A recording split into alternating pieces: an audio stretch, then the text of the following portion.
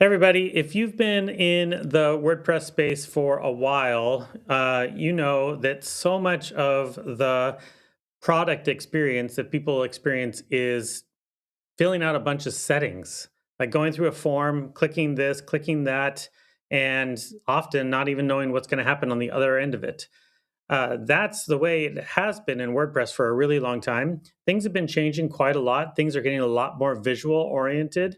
But the thing is, user expectations are quickly outpacing the way that we're able to get there. Today, we're going to talk all about user expectations and how to meet and exceed them in the WordPress space. This is WP Product Talk, a place where every week we bring you insights, product marketing, business management and growth, customer experience, product development, and more. It's your go-to podcast for WordPress product owners by WordPress product owners. And now, enjoy the show.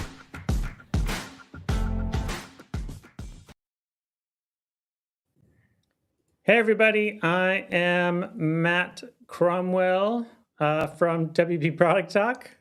And I'm Zack Katz from Gravity Kit. And we today are talking about user experiences. We're having a weird, fun little formatting issue with our slide deck here. This is fascinating. I've never seen this happen before. So while Matt is figuring that out, I want to thank Freemius for being our exclusive growth partner on the road to 10,000 subscribers. That's our goal, to get 10,000 YouTube subscribers. Freemius, haven't heard of it? Well, you should, because they help software makers grow, monetize, and succeed. Freemius is a merchant of record platform, and what that means is they handle everything surrounding selling software. Checkout, payments, subscriptions, licensings, updates, everything you need to know, global tax compliance even, so you can focus on building amazing products. So check out Freemius. Huge thanks for sponsoring WP Product Talk. Awesome. Thanks, Zach. And for today's subject of talking about user experiences and amazing user experiences, we're bringing on two folks. Longtime friend of mine, Carl Alexander, is here, and a new friend, CEO of BuiltWith, Paul Carter, as well. Hey, folks, thanks for being here. Hey, Matt. Hey, Zach. Yeah, thanks for coming on. So, Carl, then Paul, please tell everybody a little bit about yourself.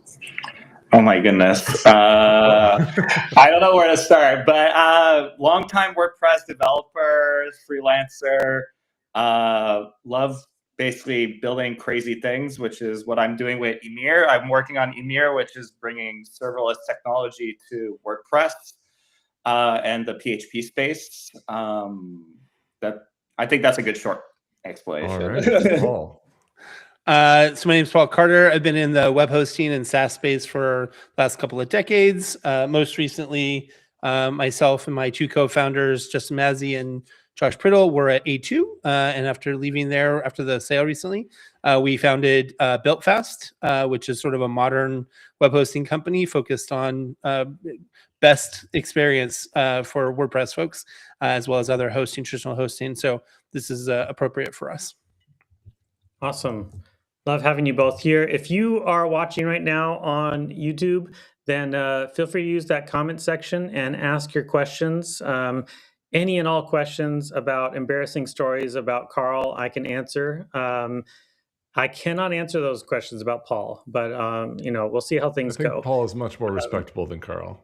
I don't know. Zach and I could probably have a couple WordCamp days. Yeah. Maybe today we get to create those embarrassing stories, Paul. Maybe. So, there's one of them right behind me. So there's just like this countless stories. Yes. So first up, I want to talk a little bit about just the problem that we're trying to address right now. This whole idea that we want to create amazing product experiences, user experiences, but customer expectations are racing and getting higher and higher. I'd love to hear a little bit about what is your zeitgeist about this situation at the moment. Paul, I'd love to hear your take. Talk a little bit about what you're seeing in this space and what this problem is exactly.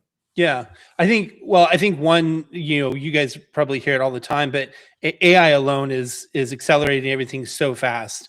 It gives us the tooling to be able to meet expectations quicker through rapid prototyping or trying new things, and even building faster, throwing away stuff and keeping stuff that is great. But in terms of like our process and things that we've worked on, trying to get as close to the customer or the partner while you're having those conversations, literally making them putting them in the room or having the conversation with them on a weekly basis, and really watching them go through it. I think those things combined with the speed that we're seeing right now are probably the best way I've seen in the current environment to get the best sort of user experience out of whatever we're building. And that's what we're trying to do. And it's hard, right? It's hard to get feedback. It's hard to get people in the room to have the conversation. But the tooling allows us to move very, very quickly. So I think that's what we've been focused on recently. Yeah. I love it.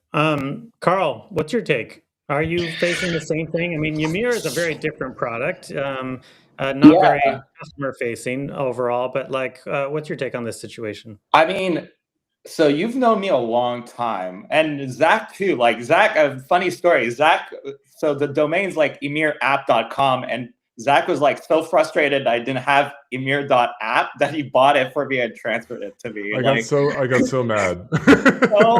so mad about it. I still might use it. You're still not using it? Oh my god. No, I'm still not using it. But so I've been talking about this tech. I started working on this in 2019 to give you an idea, right? So I've been talking about this, and working in Canada this year and CloudFest USA, I'm preparing for a rebrand, and I've been changing a bit about talking about customer expectation. And the view on this technology or the interest has gone through the roof, basically. Like both times I could not finish my talk in time because I was getting so many questions. Either it went over or I had to stop it. So it really speaks to the moment where I think the customer expectations around hosting and like uptime, like from developers to customers, nobody wants to hear about their site going down for any reason whatsoever. Like it doesn't matter. And that's why like platforms like Shopify and Wix and Squarespace have a huge like foothold on that, because when you're on that platform, you never go down, right? Like executives talk about like SaaSification of software, but not SaaSification in terms of like the pricing model, it's SaaSification in terms of expectation. When you pay for a SaaS, like it never goes down. Can you imagine if a SaaS was as down as a WordPress site? Like their churn rate would be like 20-30%. Like it's impossible, right? So I'm seeing it even in tech talks. So it's crazy. Yeah. I was thinking about it a little bit in terms of the kind of evolution of the way that we do work on computers and whatnot. For the longest time, if you were going to accomplish anything on your computer, it was going to be with a locally hosted application. You got to download the thing and install it, and then it's running on your machine. And in that environment, of course, it's like it's always going to, more or less, it's always going to work. It's on your machine. You pull it up, and it doesn't matter whether you have the internet or not. It's going to work. But now, so much of the work that we do and accomplish actually is on the web, and physically requires the internet in so many different ways.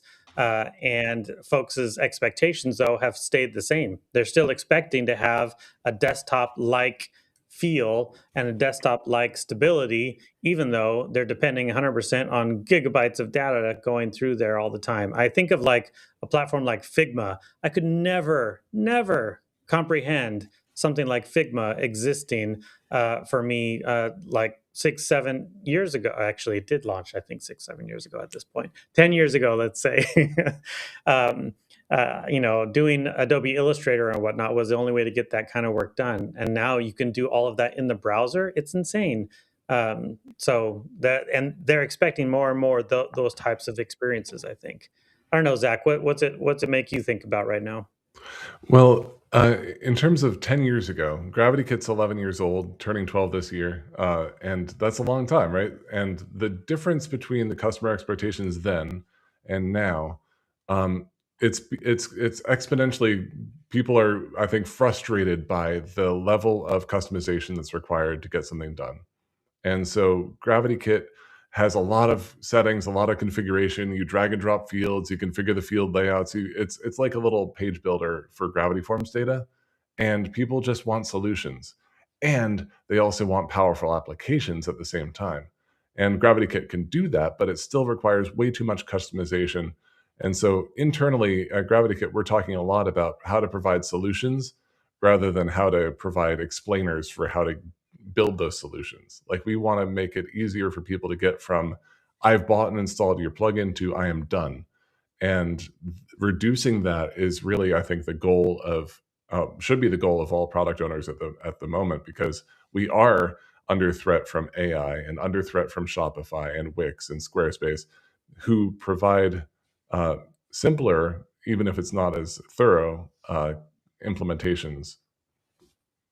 Yeah, I think similar to what Zach was just saying, like even in the hosting space, if you look at 10 years ago, you could literally just keep throwing hardware at something to keep it up and running. And even now, with everyone being online, the distributed model or trying to keep things online and responsive has become a real challenge, even just for large e-commerce websites. And I think to what Carl was saying, you'd never expect Shopify to be down for some extended period of time, or Matt was mentioning Figma, any of the tools that we use. But certainly as a user, my website or my application online being down or not accessible or not scalable is just left the mindset of people. Like, that just isn't acceptable anymore. And I think that's where we're seeing a lot of the shift. And then you have folks like Carl, who spent all of his time for the last 5-6 years just focusing on how to keep the website up and scalable indefinitely. And I think that's where we see a lot of the benefit from subject matter experts who are deeply trying to understand that problem, whether it's like Zach's team trying to make it really simple, one button push to get something up and running easy, or Carl with, how do I make it just simple to keep the site scalable? Yeah, I mean, I'm seeing it like just, when I gave the talk at CloudFest, like I had these young JavaScript developers in the back, and I have a slide that says like I wanted the Vercel experience, and you should see their heads nod. Like, I think their heads were gonna fall off their shoulders. Like developers don't want to hear about this stuff. Like, everybody has this expectation that you deploy code and then it just stays there, it scales, it does what it needs to do. And also, like, even for me, for Emir, I try to keep it simple. Like, it's still a developer product, but I use a lot of what I call like progressive complexity, like in configuration. So I start with easy configurations that apply to everything, and then you can kind of drill down and customize it more granularly if you want to. But yeah, so but that's like really important, basically, to have this kind of simple experience. And that's what devs want. And that's part of the Vercel experience, right? Because when we talk about the Vercel experience, for those who don't know, Vercel is the company that built Next.js, which is a very popular JavaScript framework. And they basically make it super simple to host a Next.js application. Like, you connect your GitHub repo, it deploys it, and that's it. You're done. And that's it. Yeah. And you're done, right? There's no questions of like how much RAM you have, how many CPUs you need. Like, nobody wants to hear about this. Like, nobody wants to hear about it. Like, they want it the same thing as for regular products. Developers want simple experiences. Like, I'm an old boomer who started like basically managing servers when he was like 15, but nobody's growing up managing servers anymore. Like, nobody wants to SSH in and like tinker with stuff. Like, they just want it to just grow and scale. And like Paul was saying, like, I've been working on that for like a long time, but the message just really started hitting this year, because I think there's been a critical kind of point in user expectations that's been hit this year, like an inflection point where this stuff just matters now. Absolutely. I think the other aspect that is really significant when it comes to plugins and themes and whatnot It's just also that the UI of whatever you're interacting with should explain itself intuitively. Folks really are tired of being like, okay, I'm going to go and work on this one thing in this one screen. And then in order for me to have success, I need to go over to a whole nother screen and do something else over there. And then I need to go and check out and make sure that it actually works on the front end the way I'm expecting it to. I mean, this has been that in so many ways is the WordPress way for a really long time. Not only just that you do something in the admin and then you have to go and make sure it still looks okay, but sometimes you have to do it across multiple different screens before anything is actually working real correctly. But I don't know exactly the best way to describe the path forward under those circumstances, but I can say clearly that the users are more and more expecting that whatever they're going to get done is going to be done in a very intuitive and visual oriented way, and not only should be up and functioning all the time, it also should actually make sense to them visually immediately. Does that resonate with you, Zach, as well? Yeah, it does. One of the things that Carl was saying and Paul was about uptime expectations, and I thought that was really funny. That one of the other things that's come in, and I think this applies in other ways to the plugin space.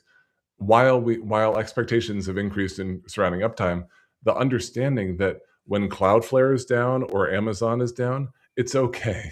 It's not your fault. That shift and the public understanding that everything is so hyper connected has really evolved. At least what I saw as the reaction to the downtime that Cloudflare and Amazon had. In terms of the questions about configuration, I do think, Matt, that the trend is toward hyper simplicity, but part of the problem there is that we get down to the AI chatbot, the single prompt box as the simplest thing that people could do. Yet that is just a facade for unlimited complexity. And so the goal is, like Carl was saying, progressive enhancement and progressive disclosure for as you master one thing, we can present you with the next level of skill. And there's a great book called it's over there, Making Your Users Awesome.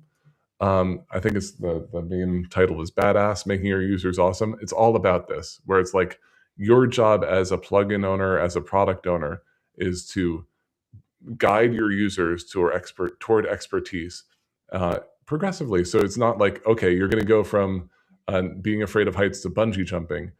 You're going to ease into this process of learning this tool and becoming masterful in it. Paul, I'd love to hear some examples, or if you have things top of mind. It looked like you had something on top of mind already. So I did, yeah. You brought up a great experience. Sorry, I apologize. Go ahead. No, it's all you. I was going to say, you brought up a great experience. One of the things that we got to do when we relaunched BuiltFast was to rethink about how a control panel would work.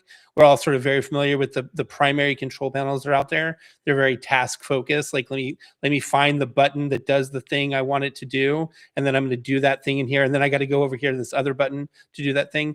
And it's powerful because you have a lot of features, but the workflow can be really difficult on users. And sometimes that's similar even in WordPress. If I'm trying to do multiple steps and I want to do multiple things inside of there. And so one of the things our product team, we're working with Carl on a new product called Vector that takes his product and makes it usable. And one of the things that our product team can do is actually use AI to develop quick UX, not just even wireframes, but usable, functional, separate apps or internal pages or flows. And it's much easier for us to go through. There used to be a pretty high bar to say, like, all right, I'm going to throw a designer at this. I'm going to throw a UI person at this. I'm going to then have it coded up and try it. And now, like within a day or maybe two, you can have 5, 6, 7 working prototypes and flows. You can put those in front of users. You can put those in front of your teams and get feedback and go, what feels the most intuitive? How does, and even real time now, where if you're willing to do some vibe coding, you can put a user in there, have them walk through it, and then say, oh, he ran into a cul-de-sac here. Let me make a quick change. Now walk through it again. Oh, that didn't happen again. So I think when we're talking about the expectations, again, the speed and the level of expectation, like Zach's like, it's all interconnected, everything should stay up, and whatever. But it's very high bar. At the same time, we now have tooling that allows us to get much closer to, say, the Figma experience or the Shopify experience or whatever, even for small businesses or hosting companies or whoever. One of the things we've done at GravityKit over the years is we really focused on having great text documentation and some good onboarding videos. But those videos show how to create a simple application that are complex, but not really complex. And one of the things we just were talking about in a team call was we need to show from start to finish all the nitty gritty, so to expose to ourselves how much complexity there is, so we can simplify the process, and we can also demonstrate to users what the current experience is. We need to simplify that so much. The use of any short codes is a kind of failure state that should be represented by a user interface or like an AI prompt. Like there should not be as many places in our plugins or our settings for misunderstanding, for errors to be introduced, for like it's easy to fail all across WordPress by clicking a button, and that's unacceptable.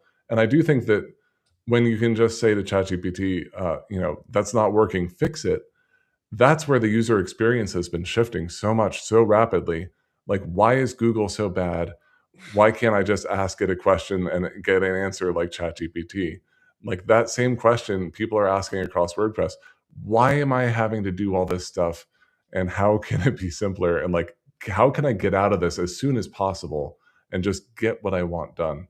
And for us, like that is a process.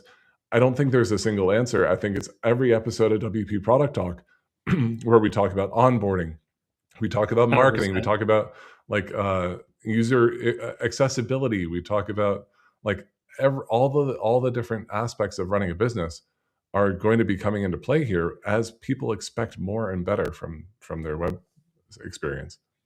100%. 100%. Carl. Yeah, I mean, AI is changing a lot. Like, Google has good AI answers now, but I use it I'm a big Gemini stan, actually. So it's just I'm a big Gemini stan. Their AI, if I see an AI answer something instantly, I assume it's wrong.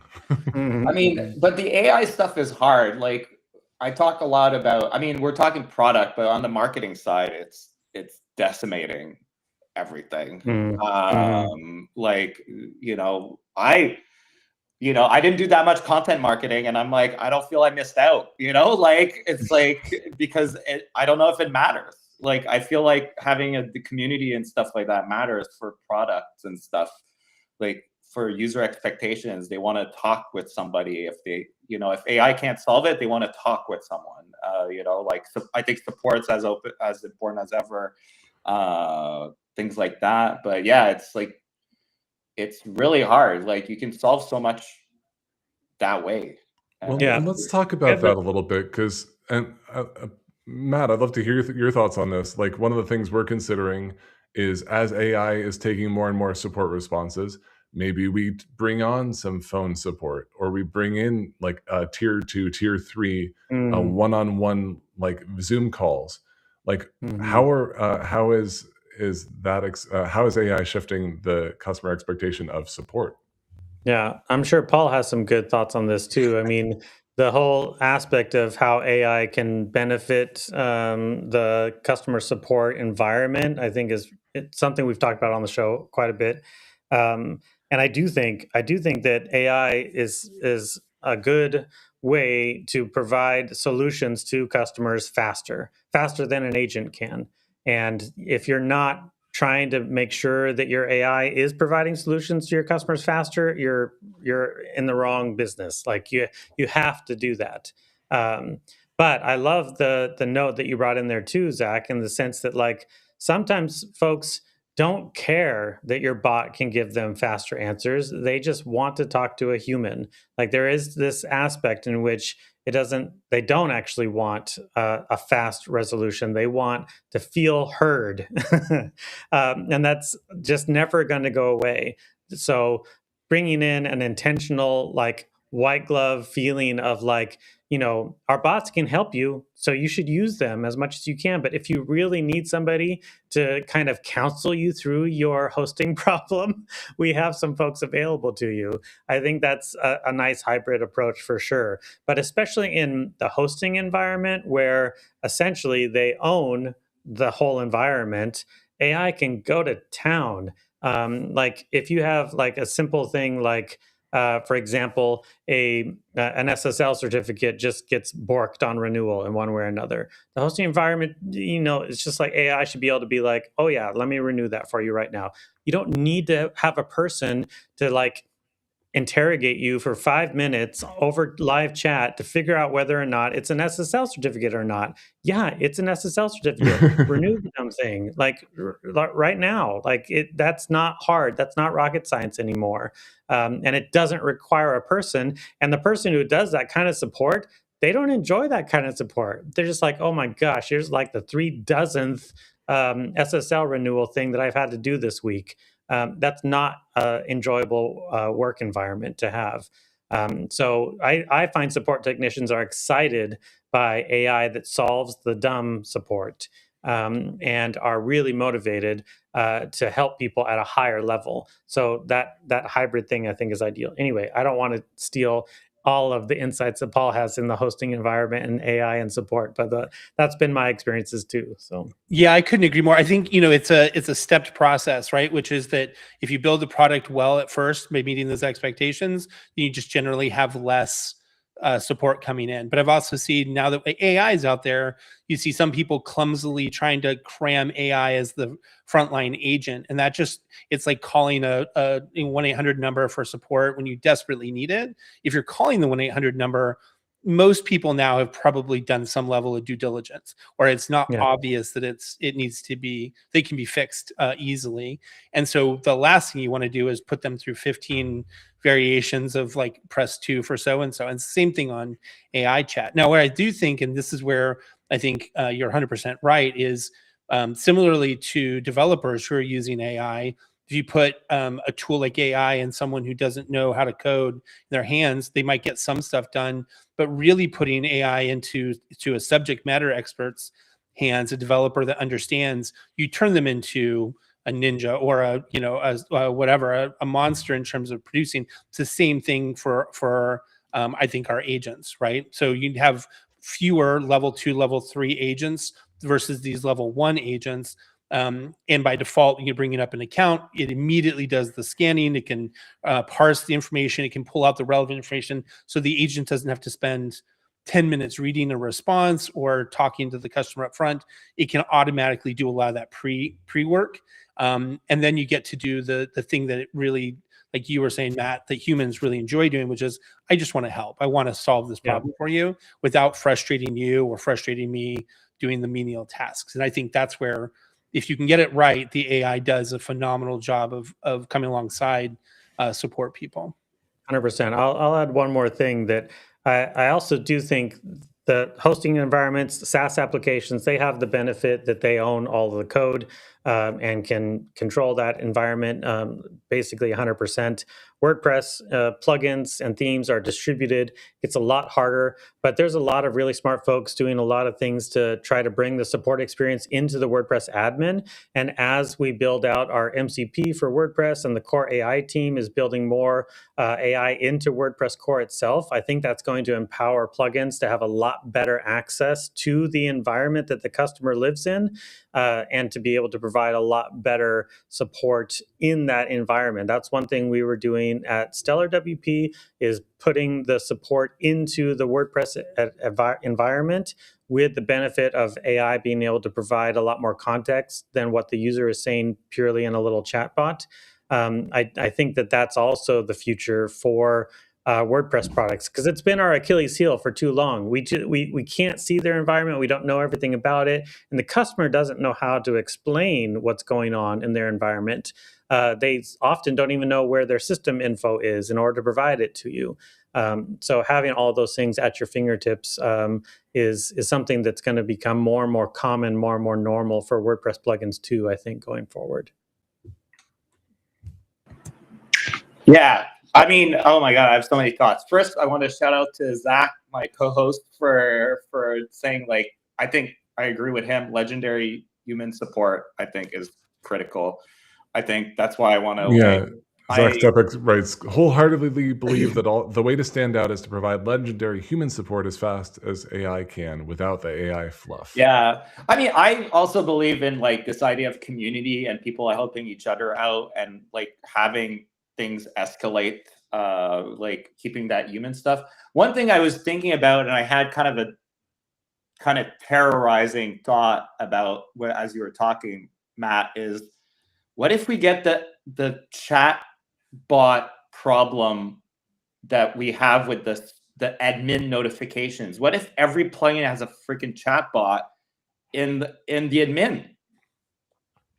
Like, yeah, I mean, I think that's up to the even leadership. cross my mind till you were talking. I'm like, yeah, but now that's where it's headed already. That's what I'm saying. That's what I was physically implementing at Stellar before I took off. Yeah, the command palette is really going to be the interface that everybody needs to implement. Otherwise, it's going to be a mess. Yeah, they almost need a unified chat solution that the plugins hook into, basically, and then. But to me, that's like a disastrous scenario because, again, like that's part of the challenges with the user experience, like is this disjointedness, yeah, of everything, you know, and that doesn't make for a good user experience or user expectations, right? Like it's just doesn't, and that's been an Achilles heel of the admin for a long time. Like people have been pushing really hard to have like a kind of unified design language and whatnot. But you know, how are you going to fight all the chat bots, the chat bubbles on your admin? It's going to be like a whole row, whole row at the bottom of chat bubbles. And it's just like, which one do you click on? Like I mean, I think that's going to be a huge problem. I was just hearing you talk and I was like, oh my God, that's like terrible. Like for me, I just think I really like there's this email marketing software. It's one guy, but he's like so talented. It's called Bento. And he's building like a chatbot thing, but he still has a very active, like he has a Discord and stuff. But like the idea is like the chat should definitely, the AI chat should be basically about getting things done too. Like I like so much of it is about like answering questions, but I view the chatbot should be more as yes, you can ask questions about why things are working, but I think the power of the chatbot is to get you to do things, right? We talked about like, oh, it sucks that you have to go through three different windows to get something done, but the chatbot doesn't care. Like it knows which settings to go toggle. It just does it, and then it's like, oh, it's done, and then you can just go back to the home screen. Like it's about customer empowerment. Is that a current expectation of modern WordPress users though? Like, I think that's where it's going. That's where it's going. Yeah, I agree. Well, I'm actually really curious, Paul, your take, because for me, coming from the experience of like trying to get support into a plugin environment, working at a hosting company, my kind of like Hail Mary was that I want hosting companies to own this problem, because the bottom line is that you all do control that environment a ton more than the plugins do.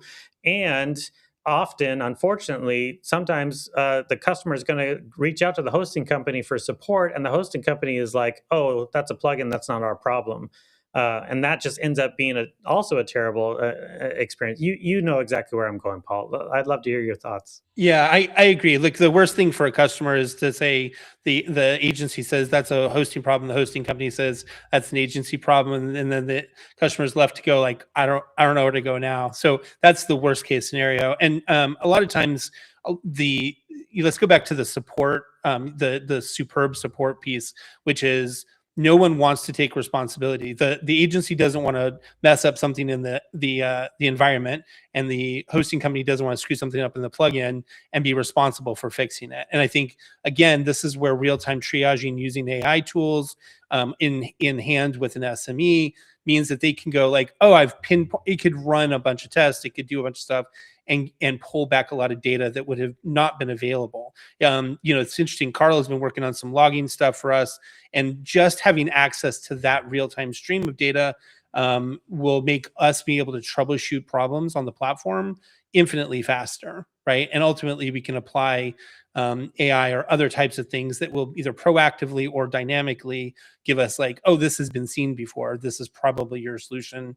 And how soon you get to a self-healing environment is a different thing. The struggle I think that we're going to see is that, Zack asked, is this the expectation of a modern WordPress user?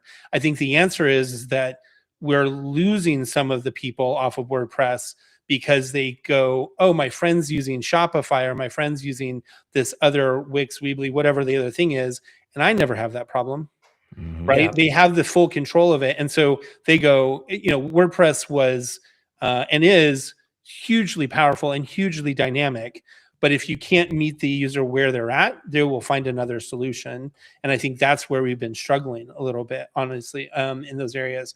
And so is it an expectation? Yes, Zach, I think it is an expectation.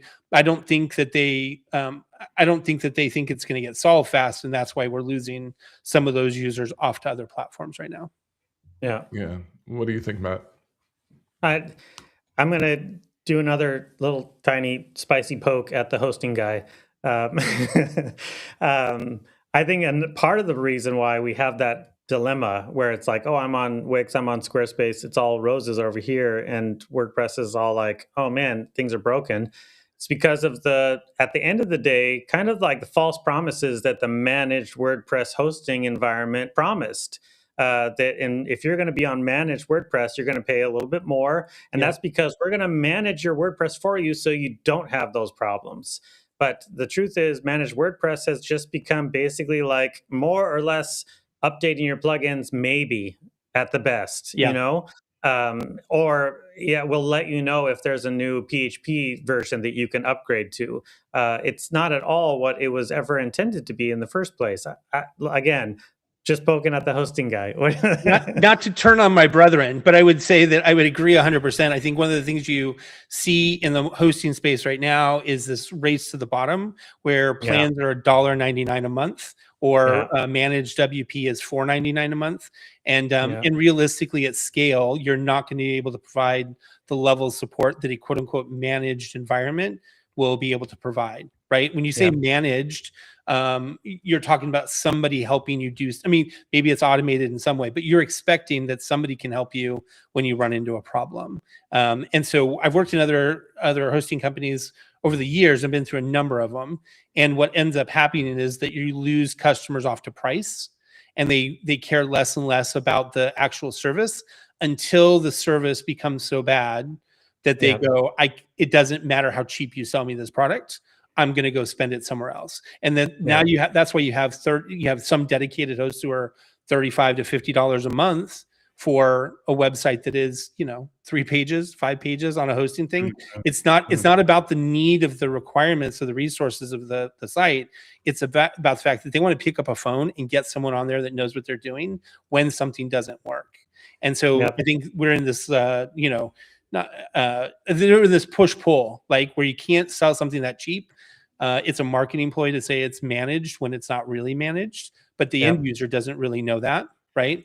But as a host, if you're not being competitive and offering competitive pricing on similar products as everyone sort of moves down to the bottom, then it becomes really difficult until someone has a real problem and they're like, oh no, You mean my $1.99 a month managed hosting doesn't come with someone who's going to help me fix my plugin problem? Oh, Yeah. now maybe I should be looking for something that actually does support that. So yeah, you can poke at it. I think it's a very valid criticism. But I think it's a mix, right? Because again, there's infinite number of plugins, and for me to train my staff or our team to understand every theme, every plugin, those that are using modern building tools, those are not using modern tools, the updated security patches, it gets really difficult. And I think that's where AI could help us scale quickly on those areas and not use up a bunch of resources, make it more expensive. Yeah, love it. So one of the issues I think we're facing is redefining who WordPress is for, and that's happening by self-sorting, like you were talking about, Paul, that it's not for everybody, and it's never should have been for everybody. Like the people who should have had a static site all along, they should have a static site. That shouldn't be what WordPress is for if it's just a markdown file that they can edit, the proverbial markdown file. I wouldn't use WordPress today if I didn't build on WordPress. I just wouldn't. I would write in Markdown, and I would have a GitHub Pages site. Like that's all I need for my personal blog. That's what I would use, right? So that's if we're not for blogging, and if we're not for small sites like brochure sites, maybe like who is WordPress for? I think that question is going to come into focus as AI progresses as well. But I think right now, the answer for meeting modern WordPress user experiences as product owners is Elementor. I think we have to better integrate with Elementor and page builders like Divi, Elementor, Beaver Builder. Like we've got to address those users, because those are the users who expect things to work in a certain way that is consistent. Throughout Elementor, there is consistency. Outside of Elementor, it's just WordPress, and it's the Wild West out there. Can I just respond real quick to what Zack says? I 100% agree with what you're saying. But now that AI is available, because before the Markdown file was sort of seemed too technical, even though it's just text file, it seemed too technical to users. Now I can use my ChatGPT or my Claude or Gemini or whatever, and I can just tell it like, just add this to this page. It doesn't even need to know. Yeah, the user doesn't need to know. Nope. And so now I can use AI to just update those pages and put things on there quickly. Which is also a great hope for WordPress 100%. In that, like the WordPress MCP will allow ChatGPT will be the WordPress interface where people just say like, write a new blog post for me about XYZ, and it will automatically publish and or schedule it or whatever. I do think that the interface to WordPress has expanded. Even though the complexity remains. Yeah. Was that a bit of where you were headed to, Paul? Say again. Is that a bit of where you were headed to? Yeah, a little bit. I think as a host, we want to provide as close to what Shopify or Wix or Weebly are providing, but for WordPress folks, right? Yeah. And we can only solve one part of that equation. I think this is why the Carl, the Amir and the BuiltFast partnership on this new product we're putting out, it makes sense.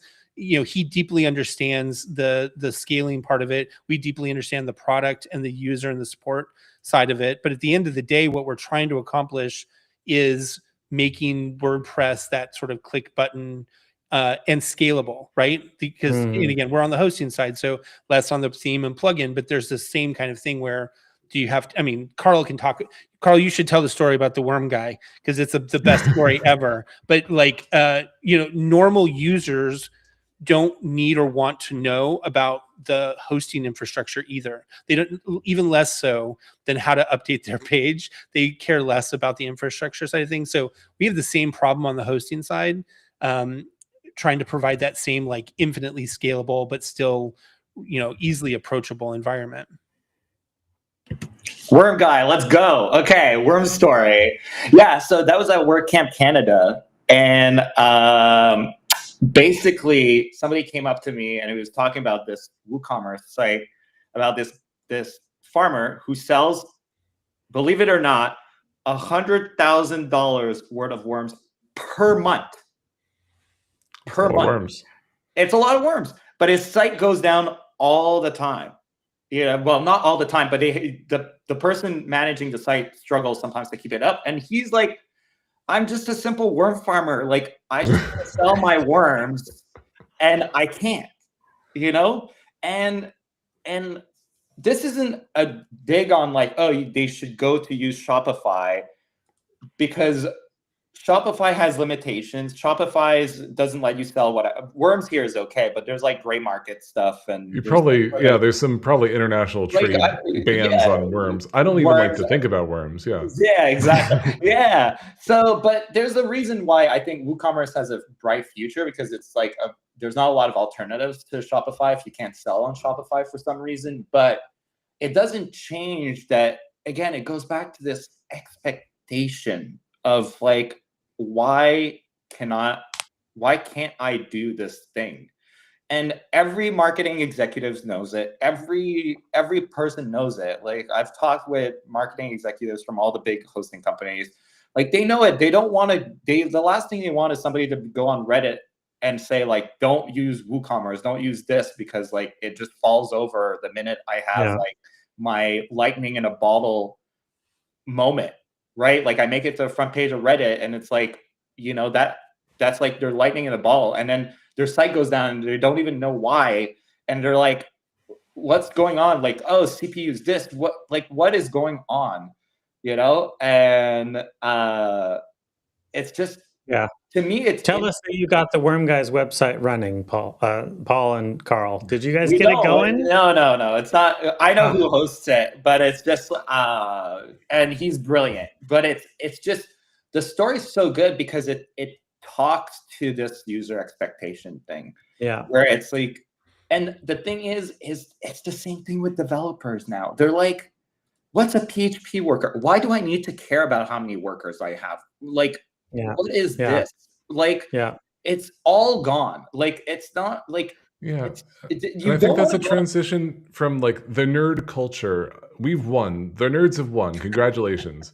But we also need to know that now that we're we're in charge of the culture, nobody cares about what we actually are talking about. But also, it's layers of abstractions, right? Yeah. Like, so we need to abstract it away. We don't need to explain how the TV gets streamed like through your Apple TV or your Roku or whatever, or like built into the TV itself. We don't explain the bit rate. They just want the program to run, right? Correct. So exactly. They just want that. They want to deploy and have it run. And that's kind of antithetical to how WordPress is set up. So how do we, as individual product owners, how do we make this better for product for our customers? I think it has, we need to find, and this is something we're focused on. So small plug for us is we want to work with agencies and theme and plugin developers to create more of a unified experience between the hosting environment and the product, whether it's a productized, WordPress as a SaaS solution, or if it's just, hey, we want this to just work well on our product, on our platform. That is the thing we think we're doing slightly differently. And so I think that is the way forward, regardless with us or any hosting. Like, developers and theme designers have to get closer to the environment, and the environment folks have to get closer to the development work that's being done, so that we're all working on that same example, which is it should just be push button, right? Boom, I deploy it and it just works, and the product works, and it's easy to use. And this is why I'm a big fan of, like, again, when we work with Carl, he's a subject matter expert on scalability in the AWS environment. My team doesn't have to think about that. Our team has to think about how we do all the other things that we do as a host, but we don't have to think about the scalability. Working with people who are subject matter experts is the key to us being able to overcome these things versus just being in a silo, or Matt, you and I throwing fruit at each other. Like, it's the hoster's problem. No, it's not. It's the other guy's problem. If we can figure out how to honestly work together in that environment and build solutions around that, I think that's how we overcome it and meet those expectations for customers now. 100%. I love it. I mean, the idea that any of us could have gotten to a spot at which we can provide a unified experience for our customers was always a pipe dream, unless hosts actually get that vision. It really, and none of it works at all unless the hosts are in first. In the first case, the WordPress community will have their pitchforks out for that host because they're providing too good an experience that's not WordPress. I mean, if it's an interesting aspect that we didn't talk about at all so far, but like if you're talking about like hosting WAS, like WordPress as a service offerings on BuiltFast, that's a whole separate episode that we're going to have to bring you back for probably. Yeah. Um, Yeah, is the that- product is we're that building the is called idea? Vector. I'm going to do that pitch, but it's built on the fact that Carl can his technology can scale infinitely, and then we can work really closely to provide that experience. And other hosts can do it. It's not you know, like we have the ability to scale, but regardless if you're putting this on a box in the cloud on something else, it's the host has to want to work on making the experience better with the developer, the plugin, or whatever. 100%. Cool. Well, this has been great. Really lively. I mean, I'm going to have a conversation with Carl Alexander on. It's always going to be lively, always. Thank God for the worm guy. Oh my gosh. Save the show. Let's do best advice. We're going to go around the circle here. And the question is, what is your best advice for advising a product owner on how to provide excellent user experiences? Carl, you're up first. Oh my goodness. I mean, I don't know if I'm an expert on that, but I really believe like what Zack said. Like, I think what's kept me going over the years is just having the human touch, right? Like, it's just like being responsive. Like, there's a guy recently, like, Justin Welsh, he writes a thing, but he was talking about service in general in the West. There's like this, whether you go to a hotel or a restaurant, like the bar now is like so low, like nobody just shows up and gives you good service anymore. Like answering an email on time, like just anything. So I was just like, I just think that's like a user expectation thing. And the bar is so low. So if you can clear that, like, that's how I've gotten some customers, is just by being there and answering questions, you know? Yeah, that's awesome. I live in Germany, so I resonate with that criticism probably a little bit more than the rest of you, honestly. Zack, what about you? What's your best advice? Well, as I mentioned, I think finding out what page builders your users are using and make sure to support them. That's one of our focuses for Gravity Kit in 2026. I also have Zoom calls, and I make myself available for people to schedule consultation calls with me. And I love to see them using their own website. And I cringe every time I see A, what other things they have running and how horrible it is. And B, how horrible anything is that, like, our software isn't perfect. And it's so good to see our customers using it in order to expose that. So make sure you're staying in touch with your customers in that way.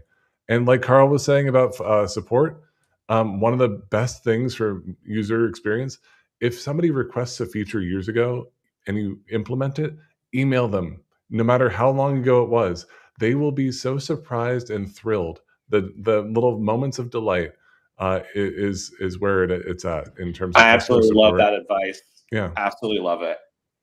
Yeah. So those are quick three. How about you? Yeah. Matt? Yeah. Paul, we'll save you best for last. I'm going to say that great user experiences are born out of company culture. You all have to actually believe in great user experiences individually, each department. It can't just be a marketing responsibility, can't just be a CX responsibility, can't just be a development responsibility. Everybody has to believe in great customer experiences and be looking for those opportunities all the time. And not in terms of like, well, is this great marketing or is this a great support experience? You have to think about the whole entire experience across the whole customer journey. And that only happens if that's part of everything you think about as a team. So that's my best advice. Think about it holistically from all the angles. Paul, you're up. Yeah, I'd say mine's 2 points. The first one being, if you're a product manager or someone building, like, reach out to subject matter experts in the area. I've never been turned down if I reach out to somebody and say, like, I'm really struggling with this issue, and I know you're already solving it, or you solved it in a real smart way. explain to me that. I've literally never had somebody not. So I think product owners, product managers rarely leverage outside experience. Maybe it's because they wanted to feel like it's coming from them. I guess that's it. But I would say leverage that. And then I would say get really, really comfortable with the technology that's available today, because rapid prototyping, real life creation of a tool, even if it's outside of the tool you're building, if you can replicate what you're trying to build through UX, AI UX and AI actual building of those apps, putting customers through real world experience tells you so many more times faster where they're going to run into a cul-de-sac or a dead end. And you're going to shave weeks and months and sometimes years off of your development time if you can do that with your users. Love One it. of the cool things that we've been doing recently, and it was really validating because it ended up creating something exactly like we had already designed through a lot of iteration, was explaining what one of our plugins does, and then in detail, and then saying to AI, look, research all the other tools that might do this, come up with a synthesized spec for how this might work, create a mock-up based on that, with the different screens that are required for the configuration. And it came up with pretty much exactly what we had designed. So like that's a great way to validate what you're doing. Yeah. That's cool. That's a cool idea. All right, folks. Well, this has been great. Carl and Paul, thanks so much for being here. Tell everybody where we can find you online. I'll go first. I'm starting to go on the X a bit more, so TwigPress on there. Otherwise, LinkedIn or Post Status or my own Emir Discord. I'm all around the interwebs. And how do you spell Emir, Carl? YMIR. Nice. Paul, how about you? We find me on LinkedIn primarily. That's also where our main site is for our stuff, and reach out to us that way. And then BuiltFast.com is our website, and check it out and reach out to us if you have any questions. Paul at BuiltFast.com if you want to reach me directly. Love it. And if you're enjoying our shows, please do us a favor and hit that subscribe button on YouTube. It's totally free and it does a great service to the show. So please, we're trying to get to 10,000 likes and you can be one of those. Please like and subscribe. And special thanks again to Freemius for being a WP Product Talk sponsor. And next week, folks, we have a special friend of mine on the show who is now one of the team leads for the core AI team at Automatic, Jason Adams. He's going to join us to talk about the WordPress plugins and themes and how they can leverage the work that the core AI team is doing right now already. And all the things they're doing to bring MCP and AI and the Abilities API into WordPress core and what plugin owners can do with those things. We'll talk all about those stuff, and I think it's going to be really practical, really useful. So mark your calendars for next week. And everybody, have a good one, and we will see you next time.